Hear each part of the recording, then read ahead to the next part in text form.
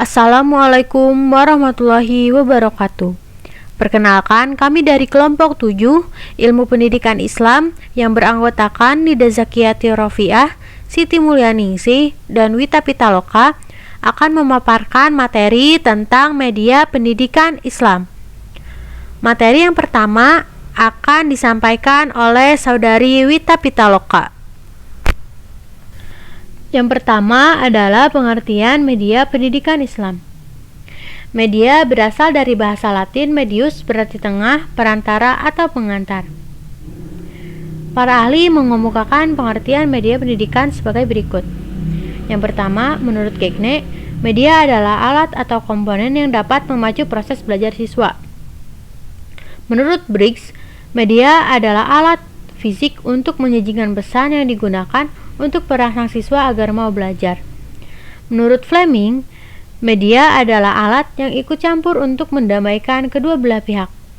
Menurut Vernos, media pendidikan adalah sesuatu yang dapat diartikan sebagai manusia, benda, atau peristiwa yang membuat siswa mendapatkan pengetahuan, keterampilan, maupun sikap. Dari beberapa pendapat para ahli tentang media, kita dapat mengambil kesimpulan bahwa media adalah sesuatu yang digunakan oleh tenaga pendidik untuk meningkatkan kemauan siswa untuk mengikuti proses belajar mengajar. Sedangkan media pendidikan Islam adalah cara yang digunakan untuk menyampaikan materi pendidikan Islam kepada peserta didik dalam mewujudkan kepribadian seseorang muslim. Hadis media pendidikan Islam. Dalam salah satu hadis menyebutkan bahwa Nabi Muhammad SAW menjelaskan sesuatu dengan menggunakan jari sebagai medianya. Dari Sahal Ibnu Sa'ad berkata, Rasulullah SAW bersabda, "Aku dan pemelihara anak yatim ada dalam surga seperti ini." Nabi Muhammad mengisyaratkan kedua jarinya yang dirapatkan, yaitu telunjuk dan jari tengah. Dari hadis di atas disebutkan bahwa pada saat itu Rasulullah SAW sedang memberikan pelajaran tentang posisi orang yang memelihara anak yatim, yakni menduduki kedudukan tinggi dan terhormat di dalam surga nantinya, serta berdampingan dengan Nabi. Rasulullah SAW menggambarkan hal itu dengan dua jari tangan, yaitu telunjuk dan jari tengah yang dirapatkan. Dengan demikian, para sahabat dapat menangkap dan mengerti pelajaran yang disampaikan dengan mudah. Yang selanjutnya, manfaat media pendidikan Islam.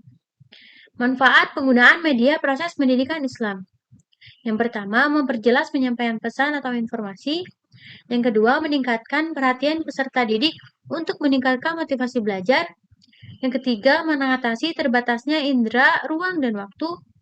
Yang keempat, memberikan pengalaman kepada peserta didik akan peristiwa di lingkungan mereka atau menimbulkan terjadinya interaksi langsung antara pendidik, masyarakat, dan lingkungan. Dan manfaat penggunaan media proses pendidikan Islam menurut Abu Bakar Muhammad. Yang pertama, memperjelas materi pembelajaran yang sulit, membantu siswa untuk mempermudah pemahaman, menjadikan pembelajaran siswa lebih menarik, merangsang siswa dalam meningkatkan kecintaan, melatih belajar, dan menumbuhkan kemauan kerasnya untuk mempelajari sesuatu, membentuk kebiasaan anak dan melatih anak melahirkan sebuah pendapat, membantu konsentrasi anak dalam memperhatikan dan menangkap suatu pelajaran, meningkatkan ingatan, mempertajam indera dan memperhalus perasaan, dan yang terakhir, meningkatkan kemauan anak untuk belajar. Bismillahirrahmanirrahim. Saya Siti Mulyaningsih ingin memaparkan materi mengenai jenis-jenis media pendidikan Islam dalam bentuk benda. Menurut Zakiyah Darajat, media pendidikan terbagi menjadi beberapa jenis, yaitu benda seperti Al-Quran, hadis, tauhid, fikih, dan sejarah. Sumber daya alam seperti hewan, manusia, tumbuh-tumbuhan. Gambar-gambar yang dibentuk seperti grafik atau kaligrafi, gambar yang diproyeksikan seperti video, dan jenis audio recording seperti kaset, tape recorder, dan radio. Jenis-jenis media pendidikan Islam bukan benda. Yang pertama ada keteladanan.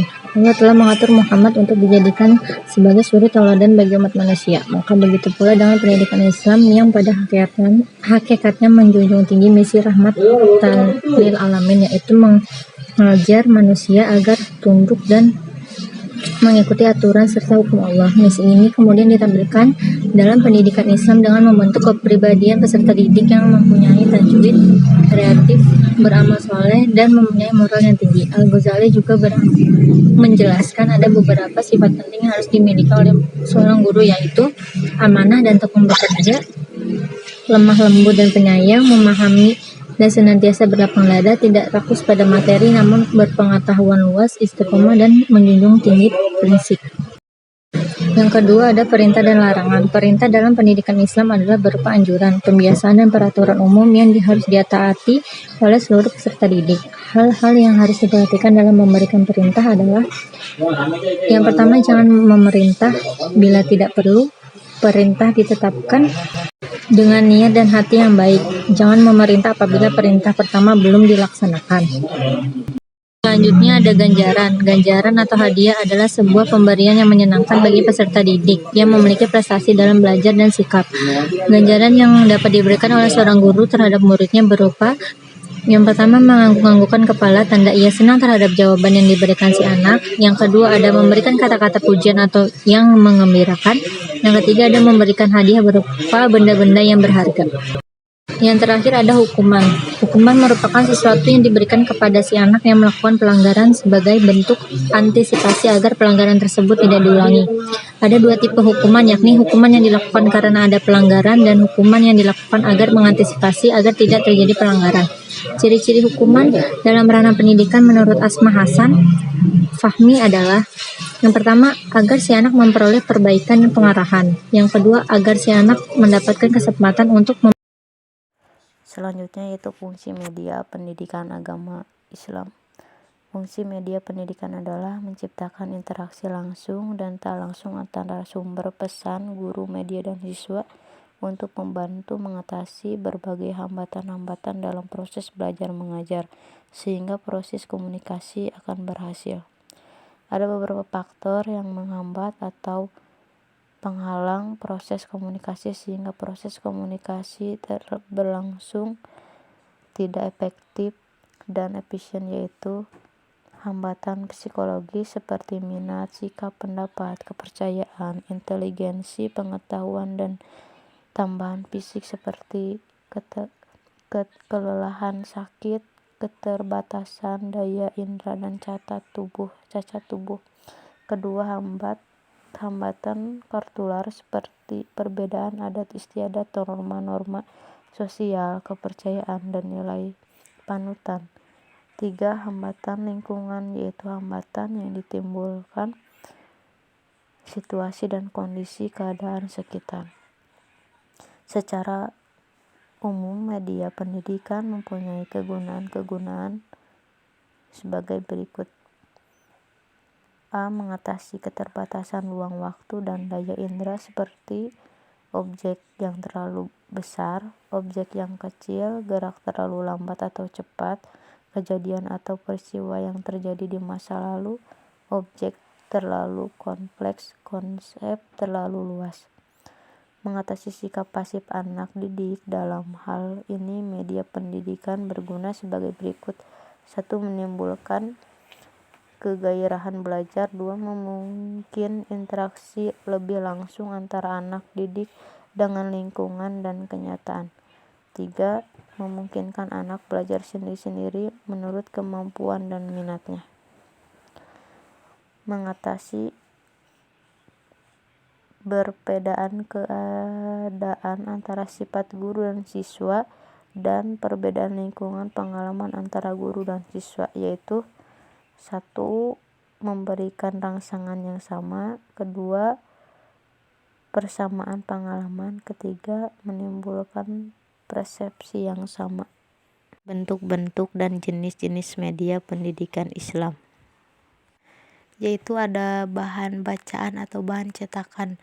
Melalui bahan ini siswa akan memperoleh pengalaman melalui membaca, belajar melalui simbol-simbol dan pengertian-pengertian dengan mempergunakan panca indera penglihatan. Media ini termasuk tingkat belajar konseptual, maka bahan itu harus disesuaikan dengan tingkat pemahaman dan penguasaan bahasa siswa. Menurut jenisnya antara lain: 1. Al-Quran dan Al-Hadis. 2. Buku teks pelajaran agama baik untuk siswa dan guru. 3. Buku bacaan pelengkap, buku teks sebagai bahan bacaan untuk memperluas dan memperdalam bacaan agama. 4. Bahan bacaan bersifat umum seperti koran, majalah, dan lain-lain. Adapun alat pandang pendengar, berbagai jenis alat audiovisual atau AVA yang dapat dipergunakan diantaranya: 1. Berdimensi 2 atau tanpa proyeksi seperti papan tulis, papan tempel, papan panel, bagan, diagram, stafik, poster, karton, komik, gambar karikatur, dan gambar atau lukisan lainnya. 2. Berdimensi 3 atau dengan proyeksi seperti benda asli, benda tiruan, model, peta, globe, berbagai hasil asli keterampilan yang dapat dipamerkan, dan berbagai alat sederhana yang dapat dibuat sendiri untuk peragaan. Media pendidikan hasil teknologi yang memerlukan penguasaan dan keterampilan untuk mempergunakan seperti berbagai jenis proyektor, radio, atau televisi dengan berbagai alat perekamnya, dan semua alat yang dipakai dalam laboratorium. Adapun contoh-contoh kelakuan meliputi semua kelakuan guru yang dipertunjukkan untuk menjelaskan sesuatu ketika ia mengajar, seperti mimik sebagai gerakan badan dan anggota badan, dan dramatisasi baik tingkah, perbuatan, suara yang memungkinkan siswa untuk meniru atau meneladani perbuatan atau gerakan-gerakan tersebut. Dari alam kenyataan, seperti membawa siswa ke kebun binatang untuk melihat dan mengamati berbagai kehidupan hewan, membawa siswa berkarya wisata, berkemah, menikmati keindahan alam bebas dan mengagumi tata alam, membawa siswa ke planetarium untuk melihat gambaran penataran alam semesta.